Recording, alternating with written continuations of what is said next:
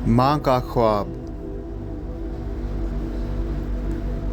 मैं सोई जो एक शब्द देखा ये ख्वाब, बढ़ा और जिससे मेरा इज़्तिराब।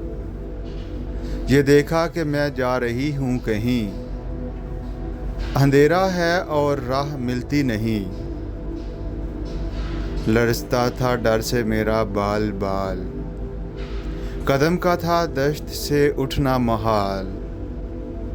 जो कुछ हौसला पा के आगे बढ़ी, तो देखा कतार एक लड़कों की थी। ज़मर्द सी पोशाक पहने हुए, दिए सबके हाथों में जलते हुए। वो चुपचाप थे आगे पीछे रवां, खुदा जाने जाना था उनको कहाँ। इसी सोच में थी कि मेरा बिसर मुझे इस जमात में आया नज़र। वो पीछे था और तेज़ चलता न था, दिया इसके हाथों में जलता न था। कहा मैंने पहचान कर मेरी जान, मुझे छोड़कर आ गए तुम कहाँ।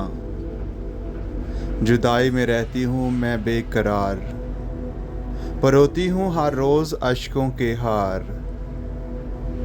ना परवाह हमारी ज़रा तुमने की, गए छोड़ अच्छी वफा तुमने की।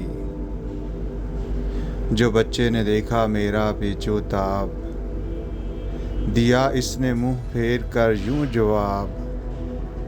रुलाती है तुझको जुदाई मेरी, नहीं इसमें कुछ भी भलाई मेरी।